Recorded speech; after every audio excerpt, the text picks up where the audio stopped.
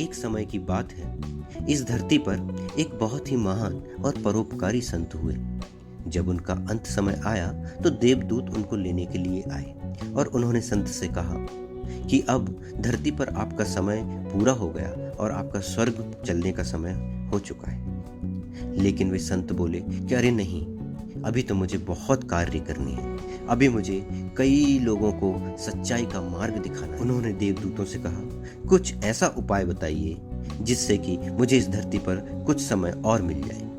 देवदूतों ने आपस में विचार किया और संत से कहा कि अच्छा ठीक है, आपको हम कुछ और समय दे सकते हैं, लेकिन उसके लिए आपको 3 पापों में से कोई एक पाप करना पड़ेगा। तो संत ने कहा कि अच्छा यदि ऐसा है तो दुनिया के लिए मैं ऐसा कर सकता हूँ, वे 3 पाप बताइए जिनमें से मुझे एक पाप करना। तो देवदूतों ने कहा, पहला पाप यह है कि आपको अपनी पत्नी को पीटना है। संत बोले, अरे नहीं, मैं यह नहीं कर सकता, वह मेरी अर्धांगिनी है, मेरी धर्म पत्नी मेरे जीवन में सुख दुख की साथी है, मैं उसको नहीं पीट सकता। तो देवदूत बोले, अच्छा ठीक है, फिर दूसरा पाप यह है कि आपको अपने परम प्रिय शिष्य की हत्या करनी है।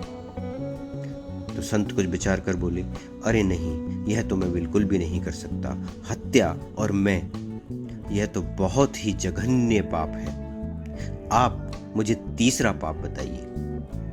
तो देवदूत बोले, ठीक है, तो तीसरा पाप यह है कि आपको 1 बोतल शराब पीनी है।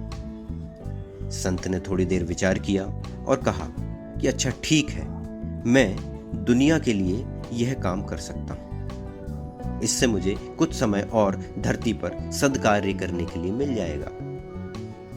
और वे इसके लिए तैयार हो गए। संत ने शराब पीना शुरू किया और जैसे ही उन्होंने आधी बोतल खत्म की तो घर के भीतर से उनकी पत्नी ने उनको देखा कि अरे ये क्या हो रहा है, ये क्या कर रहे हैं, ये पाप मेरे पति कैसे कर सकते हैं, वे तो बहुत ही महान संत हैं।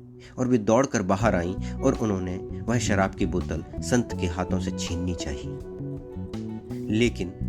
लेकिन चूंकि संत को शराब का नशा हो चुका था तो उन्होंने अपनी पत्नी को पीटना शुरू कर दिया।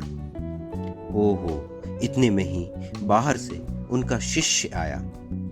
वह शिष्य ने देखा कि ओह, गुरुजी किस तरह से मेरी गुरु माता को मार रहे हैं। तो वह बीच बचाव करने के लिए जैसे ही आया तो गुरुजी को और क्रोध आ गया और उन्होंने पास में ही रखा हुआ एक डंडा उठाकर अपने परम प्रिय शिष्य के सर पर दे मारा और वह शिष्य वहीं मर गया। तो देखा दोस्तों आपने, यह कहानी तो बहुत प्राचीन है, लेकिन यह आज के समय में भी बहुत सटीक बैठती है।